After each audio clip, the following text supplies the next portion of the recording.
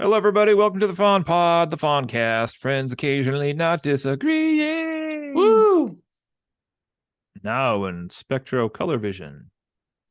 All right, ladies and gents, this is Cody, and I'm here with Dave again for the second episode in a row here on All Things Marvel. Kind of, kind of sad we waited so long for some new Marvel stuff, and then they just gave us the old 1-2 punch right in a row, and Yeah, absolutely. now we're gonna have a little bit of a dry spell again. I think. Oh yeah, what's next? Do we I know? heard I heard Echo is going to be the next TV show, Oh, that's right. Yeah, there but was I a think trailer it's for only that. 5 episodes, and I don't know when it comes out.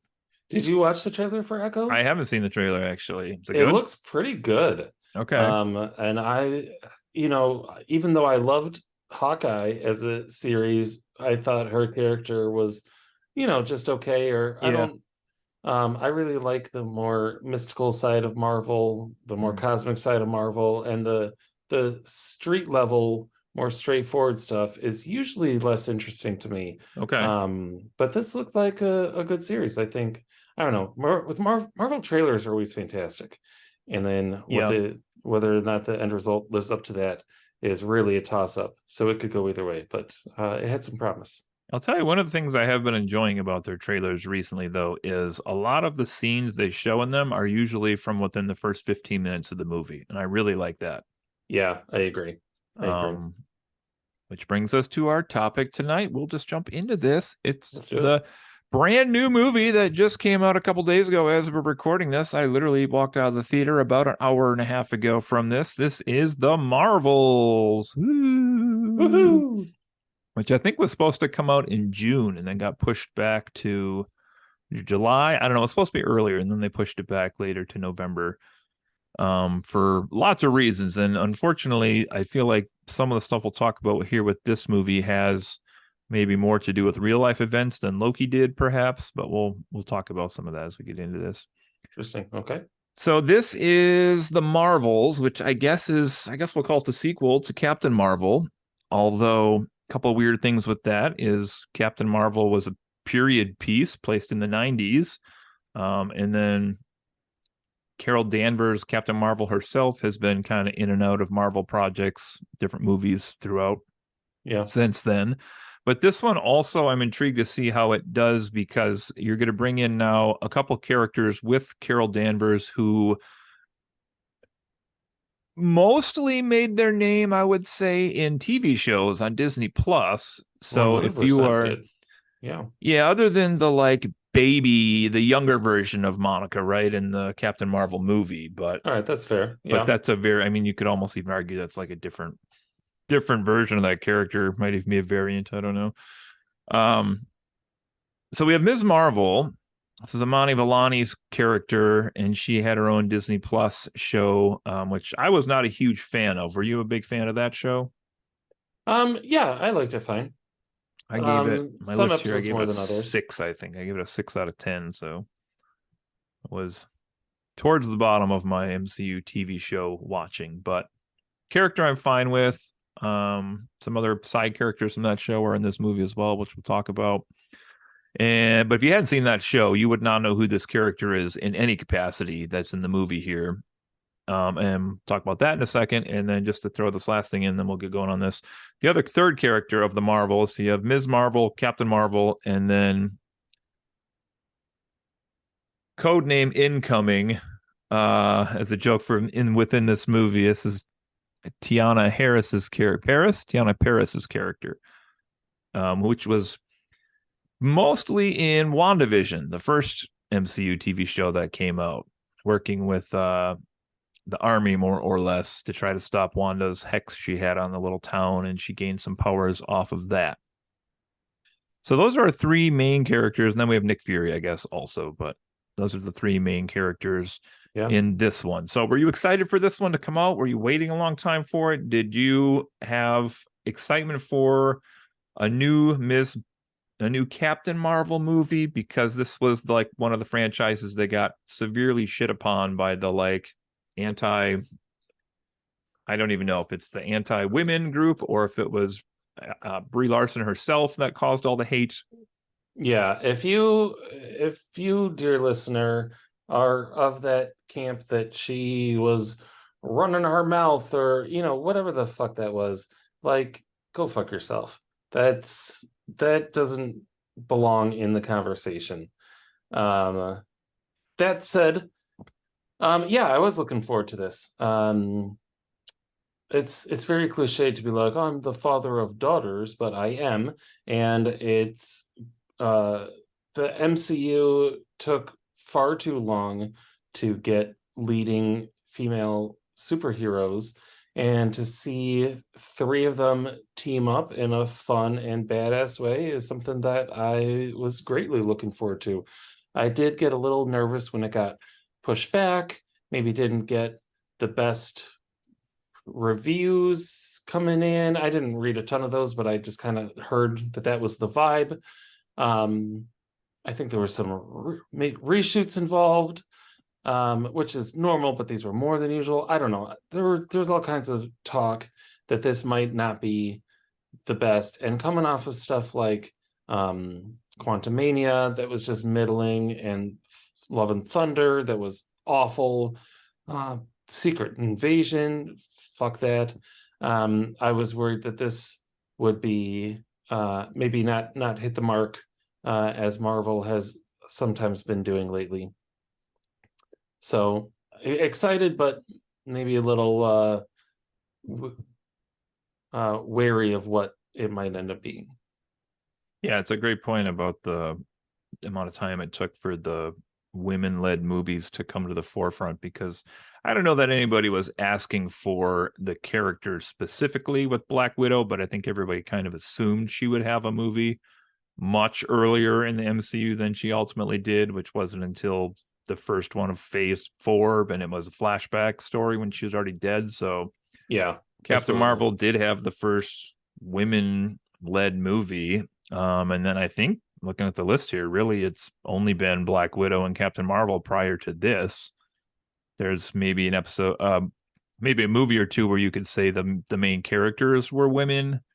Thinking like maybe Eternals, you could argue, Wakanda Forever, maybe you could argue, but yeah, it's only really been the two movies prior to this that women have been the spotlight. So that's its own type of commentary. So for all the people out there, as Dave's mentioning, that are like feeling like Marvel's so woke or shoving things in your face, we've had two movies that fit the criteria there so far out of 33. Also, once again, go fuck yourself. And that as well. All right. So let's jump into this. As I just said, this is the 33rd movie in the MCU, which does not even seem like a number that's possible that we're up to. It's crazy. That is insane. Wow. Again, not going to necessarily run through the plot in this one. I think we could probably summarize the plot here in fewer sentences, even maybe than Loki, but we have some sort of an entanglement with powers, which is kind of the driving force for about the first hour of this movie, between Captain Marvel and Ms. Marvel and Monica Rambeau, with this kind of, I don't want to say gimmicky, but you saw it in the trailer. It was like when one of them tried to use their power, they swapped places with another one of the three. And so any situation they were in where they were trying to essentially use their powers to get out of the situation or stop bad guys or whatever, they would flip and then somebody else would be there, which is kind of mostly played up for laughs, I would say, in the first half of this movie, especially with Ms. Marvel's character, who's so much younger, like smacking the window in space against Nick Fury. Being like, oh my God. Plus, like, Miss Marvel's character, like half of her dialogue in the first part of this movie is just like screeching like a fangirl at people she sees, which is kind of, you're either gonna think that's funny or be annoyed by that. Let's put it that way, I guess. That's a great way of putting it. Yeah.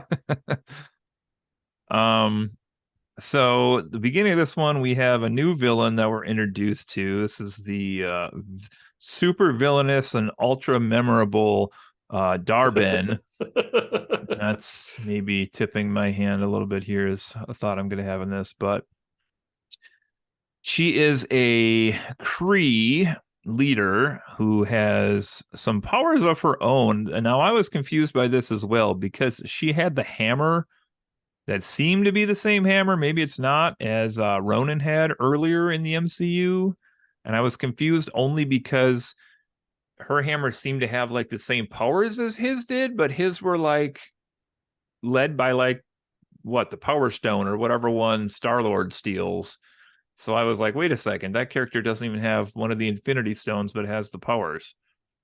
Well, Ronan didn't have the stone in his hammer either. Okay. That's why he was trying to get the stone. Maybe I'm just thinking when he gets it and he's like, Yeah, was that meant to be like the exact same hammer? I don't know. I really wasn't sure. I don't know either. That's a great question. I don't Or, remember well or, enough to know what happened to his hammer. So or maybe that's just like a standard issue. strong but common Yeah. Kree weapon. I don't know.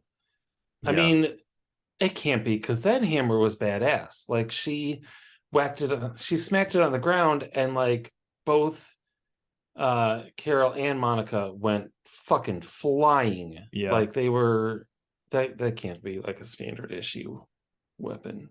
Yeah. I don't know. Maybe that's like a penknife in Kree culture. I don't know. It's just a bottom barrel stab a zombie in Resident Evil type thing. I don't know. Could be. Okay, so essentially we get all this stuff going on between the three of them trading places, and then they're all introduced to each other. Nick Fury enters into the equation. I did enjoy immensely that Kamala's family was featured as much as they were in this film. I agree. I did not expect that, and it was a pleasant surprise. Yeah, They I did a thought great maybe job. a cameo or something, but I really thought them being in there and their daughter being like the young one of the three was not all of the heart of the movie, but definitely added a huge layer of like family and warmth to the movie with like trying to look out for their daughter and then also being like we have to adjust to like our daughter being like this high schooler but now also flying in the middle of the galaxy to like save people from these dangerous situations. And through it all, like all three of them, her mom, her dad, and her brother, all stayed pretty true to their characters from the TV show, which, I liked that as well. They seemed I very really, genuine. yeah, I agree. I thought that once she left for her adventure, I actually had the thought like, oh, we'll see them at the end of this and not see how they were like just worried sick the whole time. But no, we did follow them and we saw Yeah. their concern, and further building of what her relationship is with her family, and that was a very strong good aspect of this film. One thing I guess I did not mention about this villain Darben is very early on in the movie, they're basically drilling into some planet and they find this artifact, which she kind of destroys with her hammer. And inside it is the other band of the, I guess they're called the Quantum Bands, of which Ms. Marvel has had from her TV show, which I couldn't remember from the TV show. So forgive me. The band does not give her power. It just amplifies it. Is that My understanding is that the powers within her and the band unlocked it, okay? but she is from a line of jinns that are from another dimension, and she also has the mutant gene. Those things are all kind of tossed into the mix Okay. as to why she has her powers. I don't know if I don't remember if one is more emphasized than the others, but all of those seem to be in that particular cocktail. Okay. There's a scene later on in the movie here I'll get to in a second where I was like, oh, wait a second. But if she has her powers naturally, then I guess that kind of answers my question on that. All right. So again, kind of not going through the whole story here, but this villain Darben essentially is going planet to planet to planet across the solar system, across the galaxy, I should say, and trying to rip open, what do they call them, jump holes or something in this? I forget what the term was. But essentially she's trying to steal things from other planets to give to her planet to bring it back to life / make their quality of life better, because it was full of people that were living. So I I really liked that as an evil plan. Just the idea that like if you have these wormholes that you can open through space, what could you do with those besides just use them for transport? Yeah. And the what a clever little scheme. I like it a lot. So what happens when she's like importing water and they want to like turn off the water? How did they fix it at that point then? And they're like, "Oh shit, my planet's flooding." I think the idea, well, I was gonna say the idea was that they picked a planet that had just the right amount of water Oh, that they okay. needed, but that planet was like Very 96% specifically, yeah. water. But maybe that was part of it.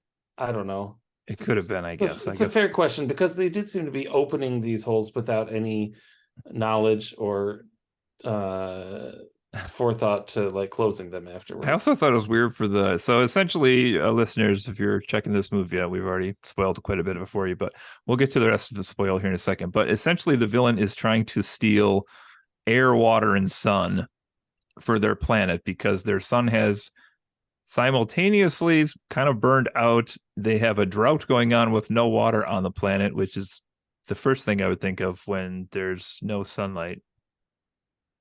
No, that'd be the opposite thing I would think of. Would be like they have too much sunlight, then they'd have a drought. But apparently here it's no sunlight equals drought. I don't know about that. But anyway, and then the atmosphere itself, they're stealing from another planet as well. So that is what they're trying to import in here. And we do get a fun little twist in here in that the Kree don't refer to Captain Marvel, Carol Danvers, as Captain Marvel in the movie, or even Carol. They call her, what do they call her? The Annihilator? The Annihilator.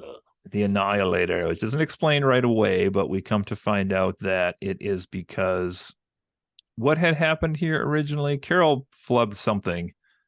So she destroyed the what's it called? The Supreme Oh AI. yeah, the Supreme Intelligence. Yeah, Thank you, Supreme Intelligence.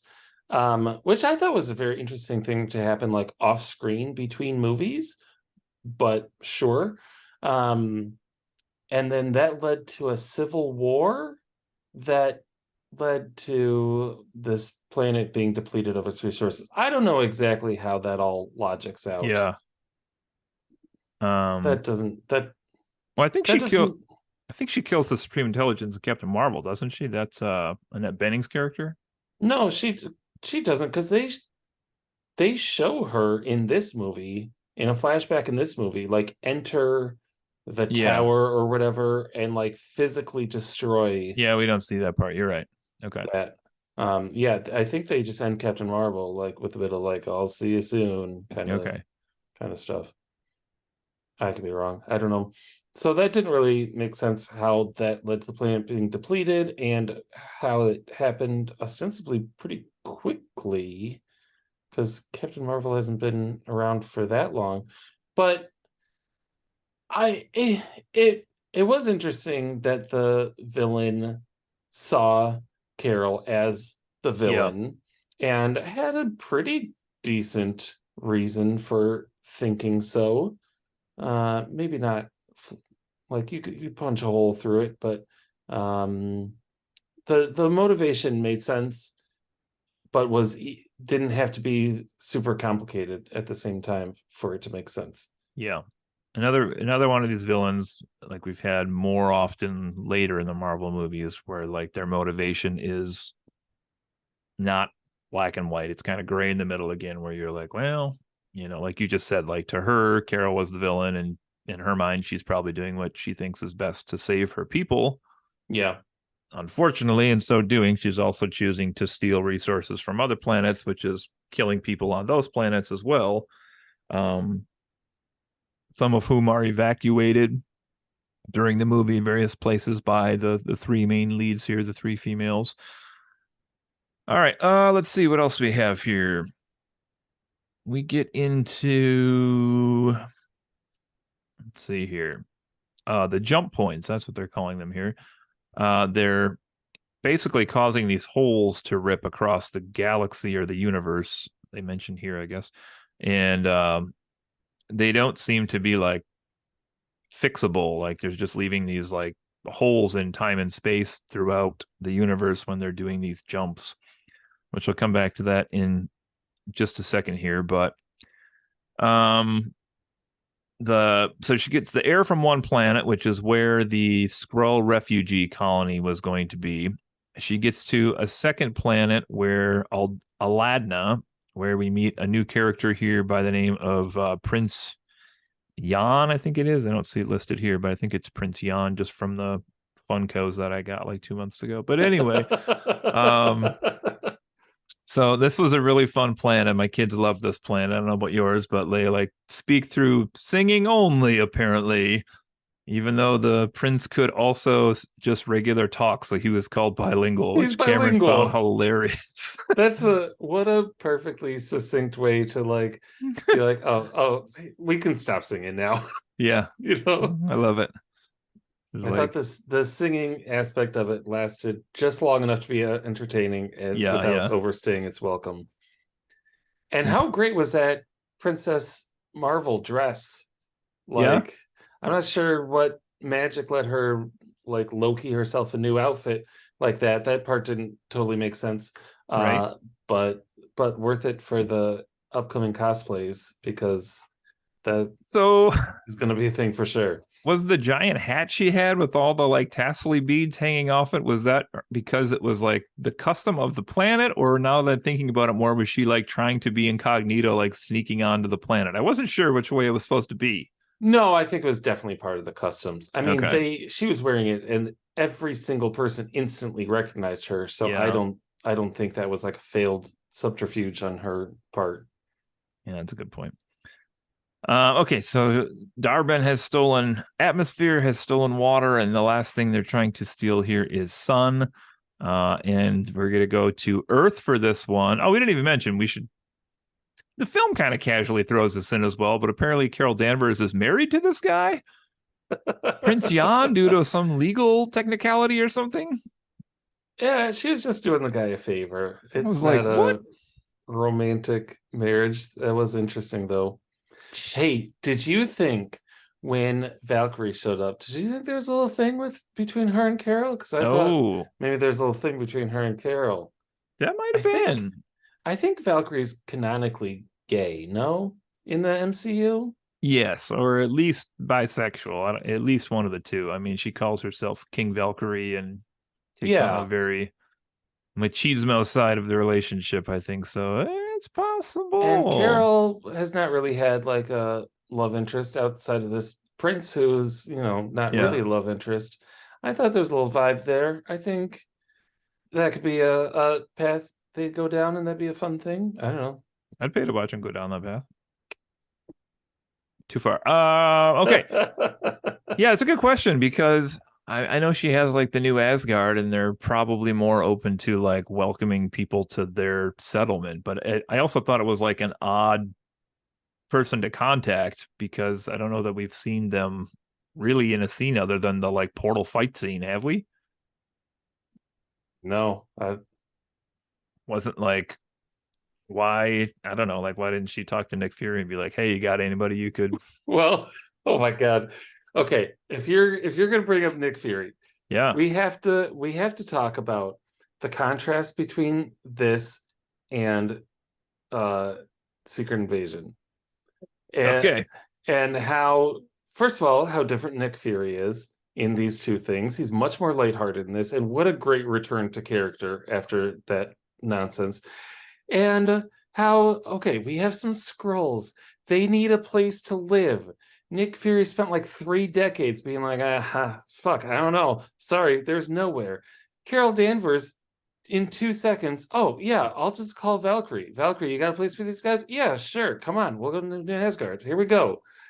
Like, what an insane contrast between these two things that just came out back to back with each other, sharing Yeah, that's a the great point. character of Nick Fury, sharing the exact same group of refugees, Skrulls, who need a place to go.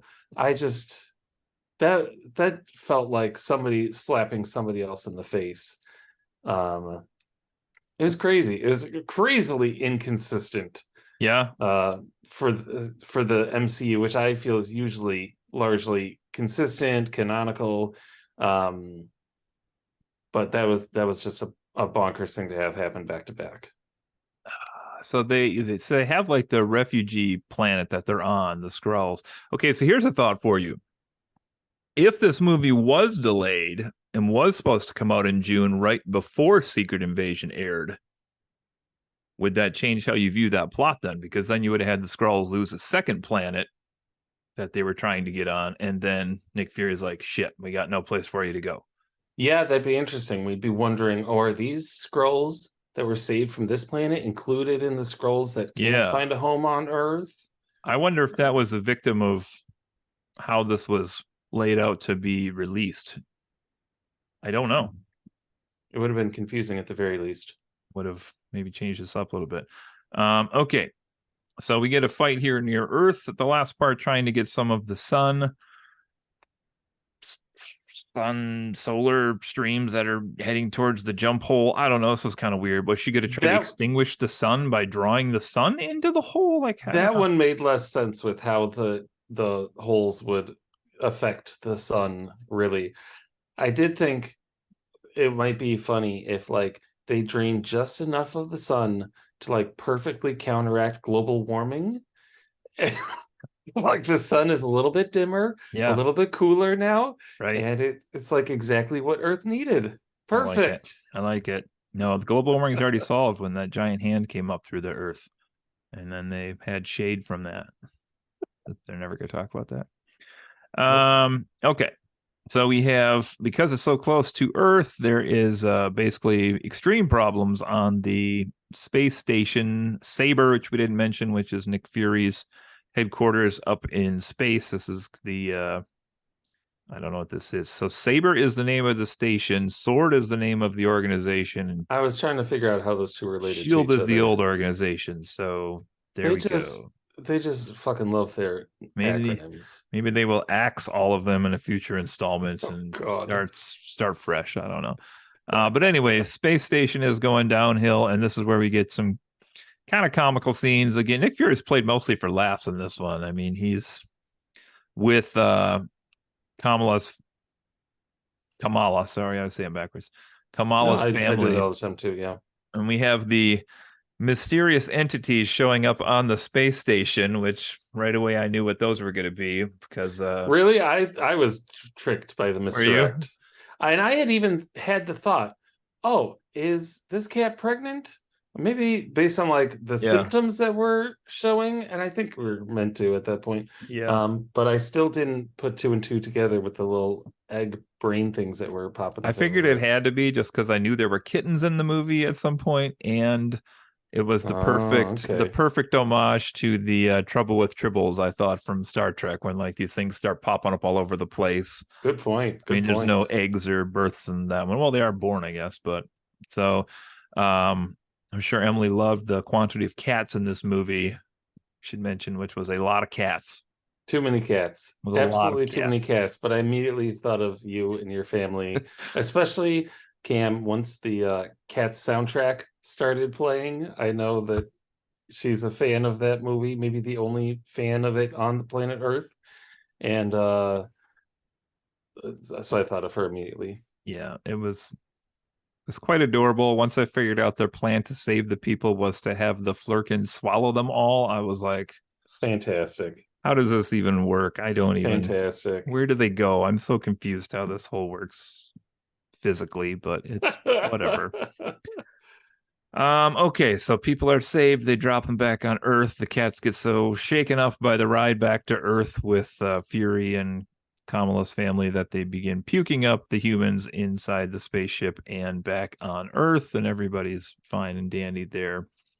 Meanwhile, the fight against Dar-Ben, basically, Dar-Ben has a large knife protruding type piece that falls into her chest and severely injures her. And it looks for a second like we're going to get some kind of resolution of understanding between Carol and Dar-Ben. Yeah. And they lift the rubble off of her, and then she kind of goes at him again. So that was not not the case, which I was kind of torn on whether I wanted that to work out that way or not. Because if you have your main villain kind of rectify with the heroes, then like I don't know what was the point of the movie? Who's the bad guy? Yeah, the MCU doesn't do a lot of letting the villains survive. Is Wakanda Forever really the, I guess like Loki in the early movies, like Yeah, is an example of that, but compared to something like the Fast and Furious series, where every single villain eventually becomes an ally until the team of allies is like 30 fucking people at this point. It's ridiculous. I don't know if you watch those movies, no, but don't have to now. Thanks for the spoiler. absolutely ridiculous. So I kind of liked that they gave her a chance to give up the fight. Yeah, And then I liked that she didn't take it because it is more entertaining that way. What did you in that fight between the three of them versus her? yeah. Once they took away her hammer, I thought it made no sense that she could survive nearly as long as she did. Like with the hammer, you could convince me that would go for a little bit, but when they took the hammer away from her, it didn't make sense to me anymore. Yeah, so she basically had one or two of the bands at that point. I can't remember Oh, now, but I think she just had one. just one at the point when they're still fighting there. Yeah. Yeah, I don't know. And that's again where I'm like, well, what is the power of these bands necessarily? Did they explain it? Did I miss in this movie? Did they explain where these are origin, what their origin is, where they originate from yet? Or do they still leave that kind of vague? I think it's still vague, but there could definitely be something that I either missed or have already forgotten. I remember at the end of the TV show, right? Isn't that where we got the Carol Danvers appearance in the TV show where they were like, these bands are really old, blah, blah, blah? Or am I mixing up properties here? You're thinking of Shang-Chi. Shang-Chi. She said, Yeah. Thank you. That's the 10 Rings. Okay. Never mind. Good job. Okay. Anyway, we have villain here. Darben rips a hole, a new one. And this one is a worse one. It's not just but a time space jump. This is actually in the fabric of time and space. That I said that it's a poorly, hole to another dimension, which they there knew you go. immediately. I don't know how Yeah. or why they knew that or why, whatever. Yeah. It's a good question. So the plan here apparently is now Kamala has both of the bands using their power and her power and Carol Danvers' power to super energize Monica. Just blast her with some power. Yeah. She gets all creepy, wide-eyed, and is ready to go close the hole from the other side of the hole. Yep. Don't know why she had to do that. I put that in my notes. I wish they had even just given us one throwaway line of dialogue that was like, "Oh, the pieces are Yeah. falling inward. We can only repair it from the opposite side." Yeah, I totally agree. Nope, didn't get that. And I was like, well, okay. Otherwise, Also, I don't know why she went there. it seemed to take her about 10 seconds to like casually fly out to that point. Yeah, And then later when Carol was like barreling as fast as she could for like a minute, she yeah, couldn't reach the same point in time. I'm sure this we're just supposed to overlook that, but I yeah. was like annoyed by that. Well, also there was, I guess maybe that hole is different than the ones that Darben was poking throughout the movie. But I also thought it was weird that the purpose of those holes through the whole movie was to suck things through them. And then this hole she made, and the bangles like floated back down towards them on the spaceship. And I was like, wait a second, shouldn't they be going this way? But they're okay. That was just another question I had about the physics of how this all played out. So, Yep. okay, so Monica seals the hole from the opposite side. It closes on her, and then she basically is gone for a second here. We're kind of left to wonder what happens to her. Then we get yet another thing I had questions about in this one, which is Monica's prior suggestion of why doesn't Carol just try to go restart the sun by Hala, the planet of the Kree, and use her powers to do that. And so only Kamala comes back down on the spaceship, which either means it had autopilot or she learned how to fly a spaceship just then. I'm not sure. Interesting. Yeah. And then Kamala basically is like, Monica's gone. She tells Nick Fury, sees her family. And then we get to Captain Marvel, who is on Hala and basically just like flies straight into the sun, flies Yeah. straight through the sun, and it comes back to life. And I'm like, and you didn't think to try that once? Yeah. Yeah, exactly. She didn't seem Mm, to have to do like a lot of research into how this would work, or it really would have worked much better if that plan had cost her something.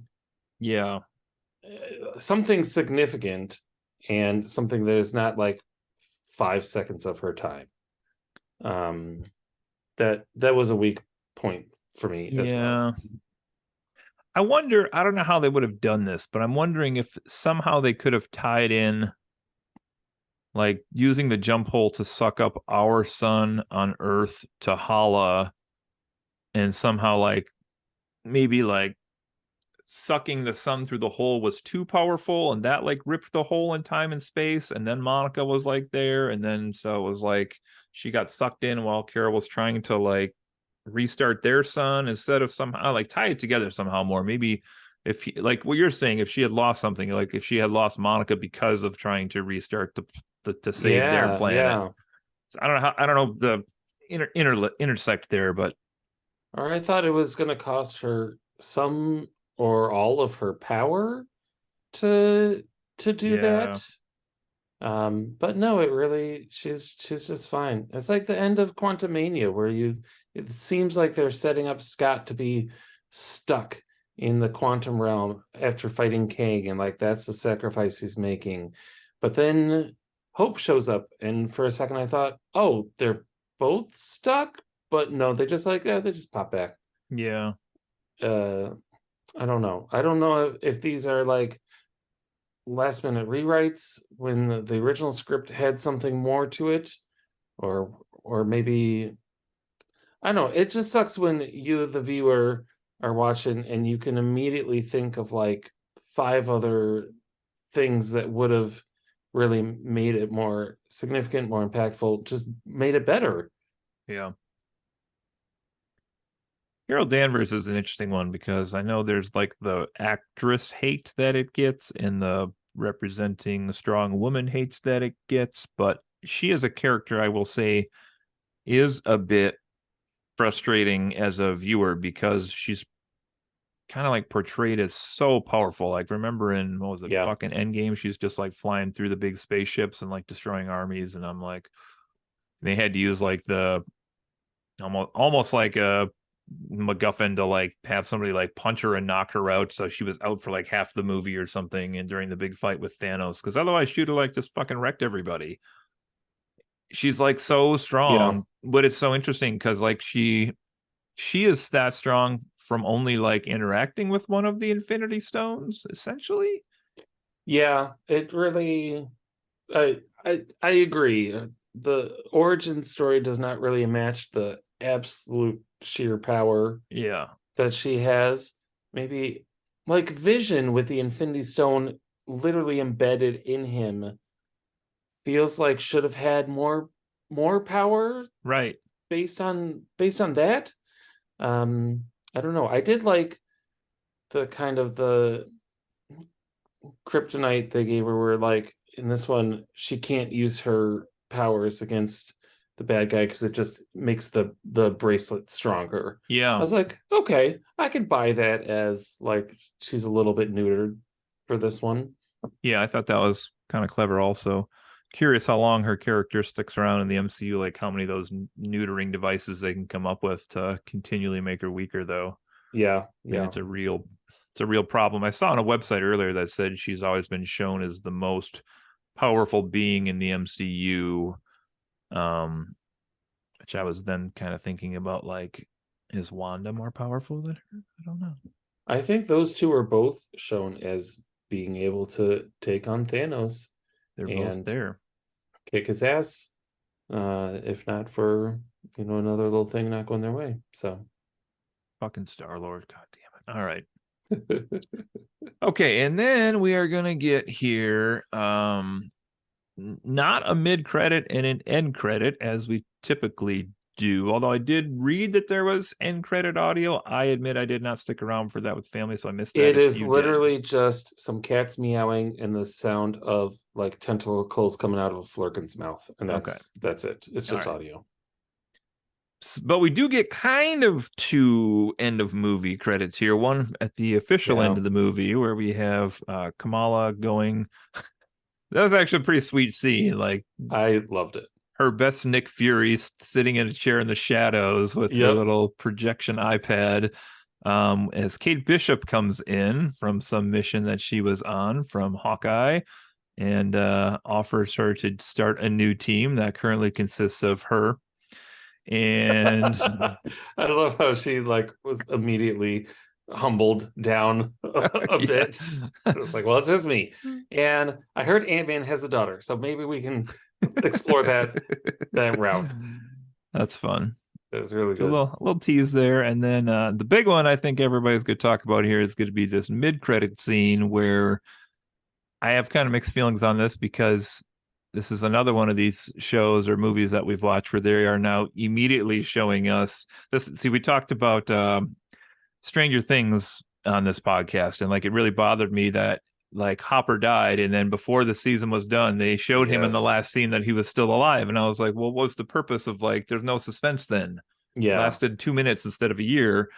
And they do the same thing here. Like Monica's gone, and we won't ever hear from her again, except for 3 minutes later. When she wakes up in a very white, glowy looking room, and she's in this other universe where we hear the voice off screen, and it was a very recognizable voice, not Professor X this time, but it was the Beast, Hank McCoy.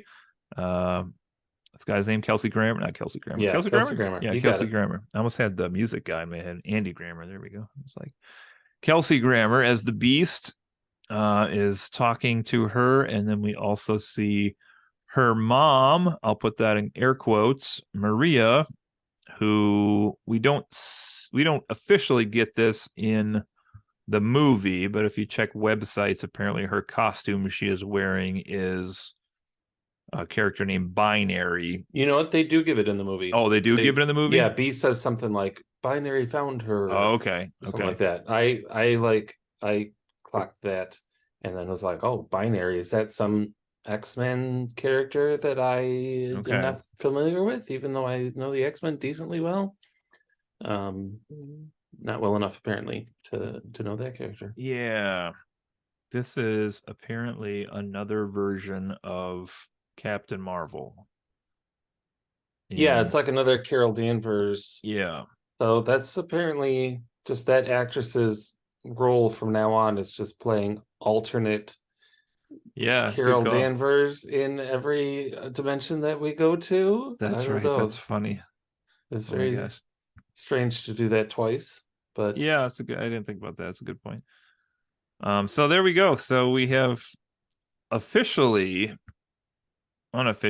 I guess we had Professor X before, but unofficially linked the X-Men into the MCU even deeper now. And I believe I was just checking earlier while we were recording, the next movie scheduled is Deadpool 3 that comes out. Yeah, which absolutely will not for a while though. And then I think Captain America 4 is after that, but Deadpool 3 is going to have to link in again here to the X-Men somewhat, I would think, although it's funny to bring in that series because that series has also always existed as like a X-Men universe adjacent series with like some overlap with a couple characters, but they don't. Yes. And with Deadpool you can pull it off because it's not meant to make sense. I'm dreading Deadpool coming to the coming to the MCU. Like I really enjoy the Deadpool movies, but I've talked about this before on the podcast.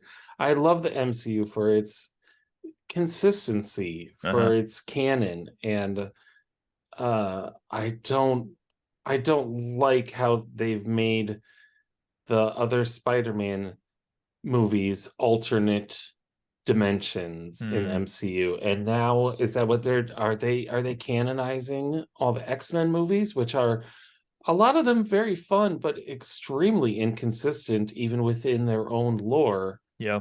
I don't, and I'll say this too, of the two actors who have played Beasts, I like Kelsey Grammer a lot less than Nicholas Hoult. Like I really wanted, my hope for the X-Men in the MCU and the Fantastic Four and every property that they couldn't do, but I wanted them to be fresh starts for those with new actors, Hugh Jackman. It will always be Wolverine, but let's get a new Wolverine in here, that kind of thing. I don't know. And if that's not what they're doing, if they're going to tie in all that old stuff, that's not as fun for me.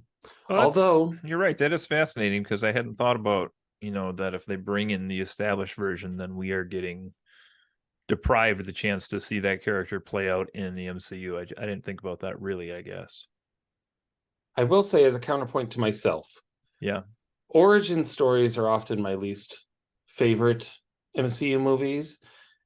Like just with Spider-Man, how they just skipped his origin story in the MCU, that was a breath of fresh air. That was really nice. Yeah. And if they bring in the X-Men somewhat similarly, where they get to kind of skip the origin stories, these are characters we already know, then that would actually be a good thing. But again, I don't know. I've said it all already. Well, this is where I think the MCU is an interesting place, because within the next, by the end, 4 years from today, as we're recording this, they're going to have 2 huge Avengers movies supposedly done by that point.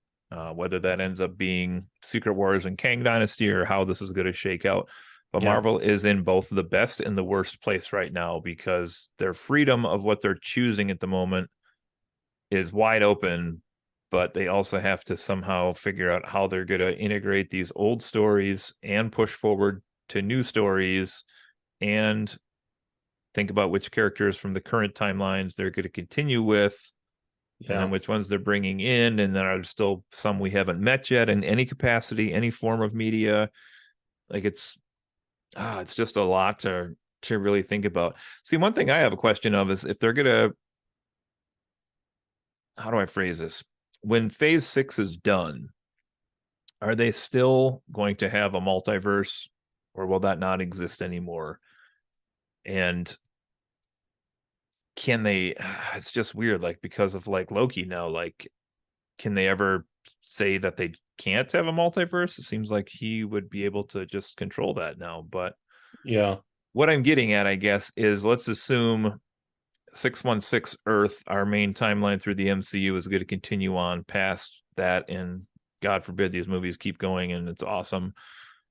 But like, which characters are they going to pick and choose to come to our Earth in our timeline? Like, are they going to take the X-Men from this alternate reality and then pull them from theirs to put into ours, so theirs no longer has an X-Men, and then those become our X-Men? Or are we going to, as you're kind of saying here, like find our own version of X-Men that exists within the MCU right now but we haven't discovered yet, and then that's just like another X-Men set that's out there, if that makes sense? It makes sense. Yeah, I don't know. I would love for them at the end of 6 to close off the multiverse-ness of it, because I feel like at some point here we're going to have,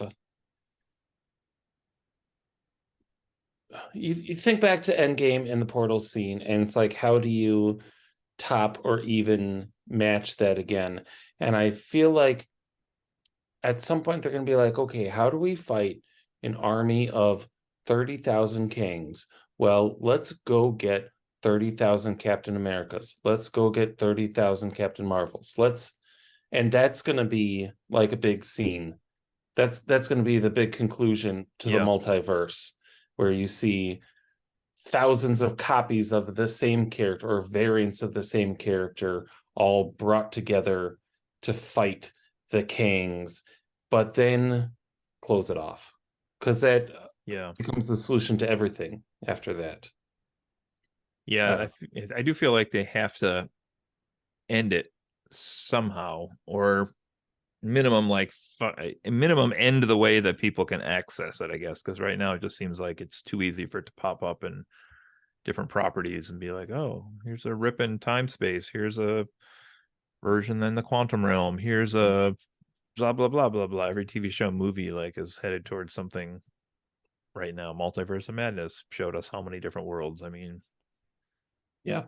somehow they have to figure that out. I would still love if one of these last two Avenger movies they have planned is just like the clean house movie, and it's gonna suck to watch some die, but I would love for them to just slaughter like 40 characters, including these new ones they're bringing in. You know, like they could still bring in the whole X-Men from Fox and kill all of them in that movie, and then have new X-Men that are found on Earth after that. I don't know. Like they have so many possibilities right now. It's hard to say what they're going to do and what's the best thing to do. Yeah. I think the best thing to do that will literally never happen is to find some sort of like phase 9 ending point and aim towards that. And literally just bring it to a close. You can do a reboot after that if you want to, but bring it to a close. I don't think Disney will ever do that because there's no financial reason to do that. Yeah. There's no reason to do anything but run it into the ground. So that will never happen. But in an ideal world where artistry is prioritized over profit, I think that would be amazing. Okay, I got a few more topics here real quick, but Yeah, sure. let's finish up We're off on a bit of a tangent here. That's all right. Yes. Hey, this is you and I on a Marvel episode, so this is what we're here for. Any other things you want to say about the movie itself for the Marvels? A couple of things. First, I thought that the planets they went to really had Star Wars syndrome, where each planet is like one small city that represents the entire planet. Like, we're draining the air from this planet. We better evacuate these 60 Skrulls that live on the planet. And like you can get away with it on that water planet a bit because you're saying it's, however high percentage water. Maybe there is just the one city. Why is this not a water-based race that lives on this planet? Who knows? Whatever. Yeah, good point too. I thought it was interesting that both of those planets got like fucked, and then later there was kind of like a quick like, oh, we sent a team to help those planets out, so it'll be okay. But the heroes left both of those planets real quick. The water one especially, I was confused when they left. I was like, okay, now they're going to immediately go back and help solve the problem more, right? But they were like, okay, that one's done. That one's screwed. I was like, oh, okay. They can sing. They're okay. Yeah, I think Monica was like, they're gone. They're toast. They're not going to matter anymore. Yeah, and they made a note of Miss Marvel on the first one being like, we didn't save everyone. Kind of having a moment where she realizes, heroes can't necessarily do that all the time, which I thought was really nice. And that was never mentioned again. Like in the next scene, they just seemed like cool, or I don't know. I thought that should have had more of an impact on her than in just that quick moment. Yeah, a couple notes I had on here too. The bonds, the characters I thought were really fun in this movie in terms of like exploration of relationships and Captain Marvel herself. By that I mean like I just liked the parallel story of like Monica was a little girl when Carol knew her, and now Kamala is this little girl and Carol knows her again, and so she's kind of getting like a second chance to interact with a young admirer of hers. And P.S. does Captain Marvel not age? Is that been established as well? Is that part of the Power Stone thing? Or I feel like she's probably like Captain America in that she's like slowed down, super but not slow. I mean, you have to factor in the aging actor in some way, so you can't completely do that. But yeah, it was like Monica's aged like 30 years and Captain Marvel hasn't aged at all.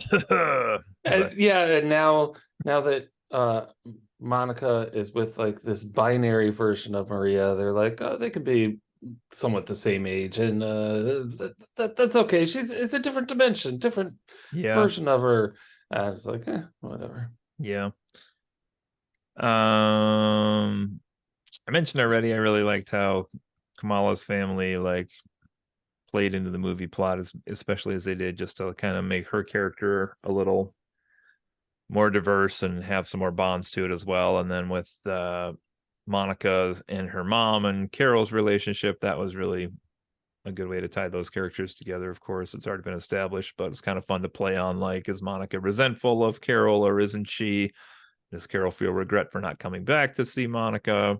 Yeah. And then I just thought, really, too, my last note here on the movie itself is, even though it was called The Marvels, which I know was a bit of a hot topic online as well, why it wasn't called Captain Marvel 2, like it was an indictment against Brie Larson because it's the Marvels now. But the movie does do a pretty good job of kind of showing us Captain Marvel as a more multifaceted character, like more dimensions to her, more layers to her onion, if you will. Absolutely. Yeah, that more than she was given in her origin film, and certainly since then. It's really great to see that character fleshed out a bit. Same with Spectrum, given more to do.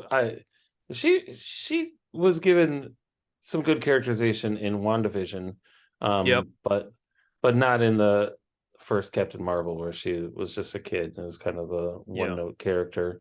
Um, and then Miss Marvel, I think got equal characterization in this and her show. I don't feel like this was really an upgrade for her on in that regard. She did get her scarf, which I thought was a cool little thing that they added in a fun way. Um, and just along those lines, like Iman Vellani was just she's a joy to watch. I really think she did a great job in this movie. I can't wait to see her more as Miss Marvel. From what I understand, like behind the scenes, she's just as much of a fangirl Oh, as really? she is like on the screen. That's fun. Um, and brings so much life and joy to that character. I can't wait to see more of her. That's fun to hear. Yeah, I don't have any more notes about the movie itself. Do you have any more about the movie? I guess let me see here. I was happy that the little switcheroo thing was not, I thought seeing the trailer that was just going to be like a little convenient thing for them to all meet each other, but then it just happened like once or twice. Okay. But then they turned it into like a whole mechanic of how they integrate together, how they fight together. I like that they called out, oh, they're all light based powers, which was a little bit Nebulous. Yeah, it was yeah, kind of. that's a good word for it. I was like, are they? I guess so. I was like, yeah, okay. Um, so it was nice to link them together, and then so that was a nice surprise based on what I thought the movie would be. I think that's it for my notes. Okay, the last couple notes I had here, these are non-movie related, but also movie related, if that makes sense, is one, this movie, I think, really, we will see. So I mentioned like there was the big gap and this was pushed back a long time. And one of the other things this movie had to really face was the strikes that went on.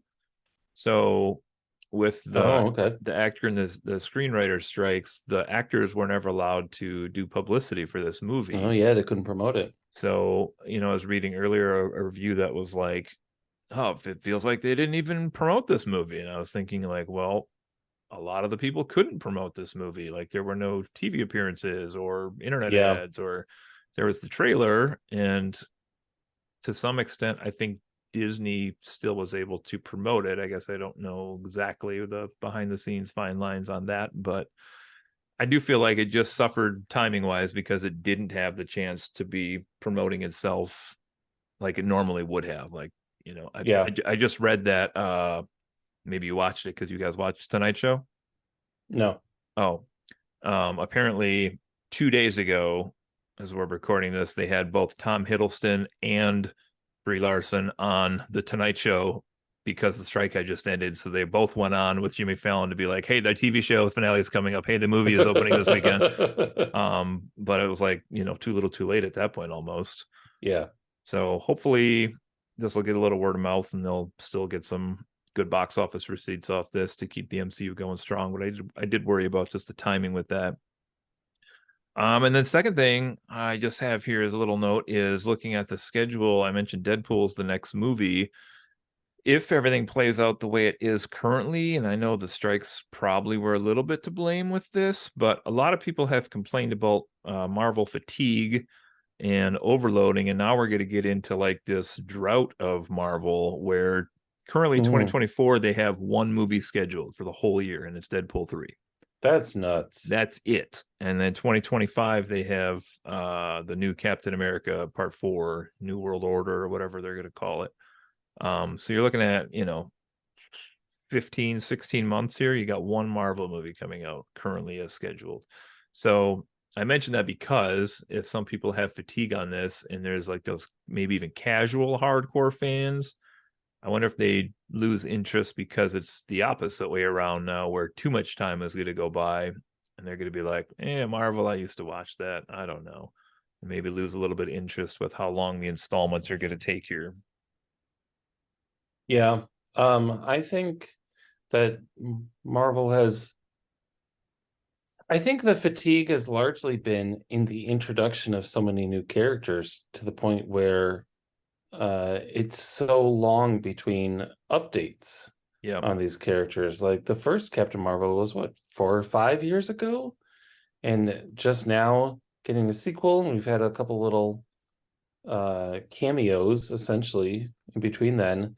And there's so many characters, just like we have no idea when we're going to see that character again.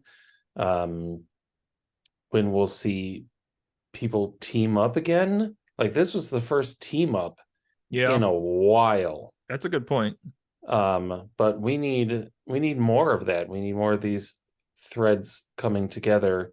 And I know I get the fatigue, but also having one movie a year is not the way to solve those large delays between character updates, between seeing these people again. So yeah, it's a shame. We'll see what happens with that.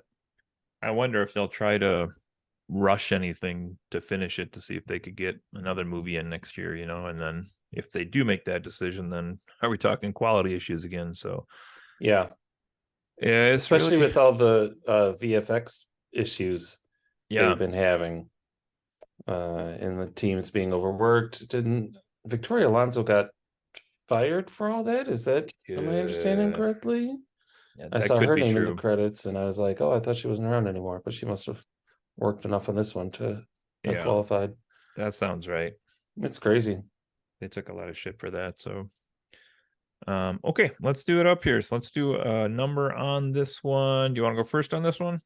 Sure. I'm really curious what you gave this one, to be honest.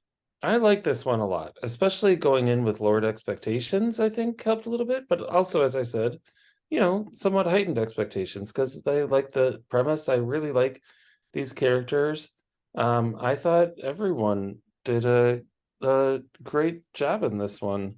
It didn't have like the gravitas of some other one more like serious MCU stuff. Like this one was very lighthearted. But I enjoyed that about it. And I've given this an 8.4. Okay. Which again, as you know me, is pretty high. I liked it a lot. I look forward to seeing it again. The weakest point I think was the villain, who was forgettable, as we've touched on. But that was forgivable because the bigger story was about the heroes and kind of the saying conflict between them is too strong of a word, but they had some things to figure out about themselves and about how to work with each other, and that was, the whole thing was very enjoyable. Awesome. There were a lot of parts I liked about this one. Of course, I liked the Fleur kittens, of course, as our family did. And I did enjoy the like bonds, as I mentioned earlier, just with Kamala and her family, and then the three leads trying to feel each other out as far as who they were and how they would interact with each other. And, you know, also liked, I read an article that mentioned like the danger of hero worshiping, as far as like no one's ever quite as good as they seem to be, like because Kamala only saw Carol as like this one thing, you know, and she was really a whole person that had sides to her personality and had made mistakes and didn't fix them. And like there was nobody is just the perfect person. I mean, even Captain America was like, he knew Tony's parents had been killed by Bucky, right? And he kept it a secret, and he was like the paragon of everything. So I liked a lot of that. Probably similar to you said, the villain's pretty dismal in this movie. I don't know that that's going to be somebody we ever talk about as anything other than a forgettable villain in the future. I don't know where this goes from here. The inclusion of the X-Men in the credits was kind of weird, especially with Monica of all characters. Like if you were going to pick which character from the MCU is going to meet the X-Men, you're going to pick Monica Rambeau as the one. For real. That's an odd pick. But I guess because you gotta wonder if they do it just because they tied her variant mom in there, I guess is why they picked her. But I know Cameron got super excited because she saw the person from the back and thought maybe it was Storm and was like super excited. But what were you gonna say? I just realized, remember earlier we were talking about where Miss Marvel's powers come from? I said she's a djinn, or she's from a long line of djinns, but they're actually from another dimension. Yeah. What if she's like from that dimension that Monica went to, and that's why Monica ended up in that dimension? Miss Marvel's ancestors are from there? Yeah, because Miss Marvel has the mutant gene they reveal at the end of her show. Oh, that's right. Oh, I bet I'm right. Maybe I they bet they'll should do something with that. I don't know, they couldn't have sent Kamala because she's got the family and she's starting the new team. Anyway, long story short here. Enjoyed parts of this. I think it could have been a little stronger here and there, so I'm gonna officially give this one a 7 out of 10 overall. Okay. So some high ratings from Dave tonight on both of these. You were higher than me on both of these, which is great. Spoiler for the Loki episode if you haven't heard the Loki episode yet. Sorry, I'll keep that low key. There might be people who are listening to this one For that sure. haven't finished Loki yet, and so that's a good point. We might want to make sure we didn't spoil any Loki in this episode. That's fine. Anyway, we'll figure it out. Yeah. Okay, good. Well, you got anything else for tonight, Dave? No, that's it, man. It's been fun. Sounds and that's the end of the podcast right there. That's the actually Thanks, don't everyone. have I don't have anything written down. You got one? No. Oh, okay, all right. Well, I guess we'll let Dave off the hook here, except to say this, Dave. Fuck. You have 20 seconds to tell us what the pilot episode would be of a buddy cop movie featuring, wait for it, Prince Jan of the singing musical planet and Kamala's brother. You have 20 seconds and you're on the clock. What's the pilot of that first episode look like? And go. Because I only have 20 seconds, here's what I'm saying. They're on a plane from Sydney to LA. They crash on an island. Ooh. It's very mysterious. There are strange things happening. Where are they? Who will rescue them? What's the smoke monster? Helios. Has anything to do with the characters themselves? Okay, no. Okay. While on the island, they find and come across a Fleur kitten who pukes something up in front of them. What does the cat puke up? An Apollo bar. No, I'm sorry. You have to start with them. That's the best part. That's the best part. Just as they're starving, the Flurkin pukes up a giant 3-gallon jug of ranch dressing. They're saved. What's this show rated, boy? Where does the ranch dressing go from here? I want to know. My goodness. When they get puked up, are they all slimy or are they still in good shape? They look I like they were in don't good think they shape. appear to be slimy. Yeah, that doesn't, How does other that than like work? being thrown across the room, that seems to be about the worst of it. I don't That would be know. so handy to have an animal that could do that. You're like, I want to Yeah. move this bed downstairs, swallow it while walk you down the stairs, and then puke it out for me. Like that'd be so handy. Oh my gosh. Anyway, all right, whole lot of Marvel, everybody. That is going to be it for us tonight. This has been Cody. And Dave. All right, take care, everybody. This has been Friends Occasionally Not Disagreeing. Bye. Thanks all. Bye.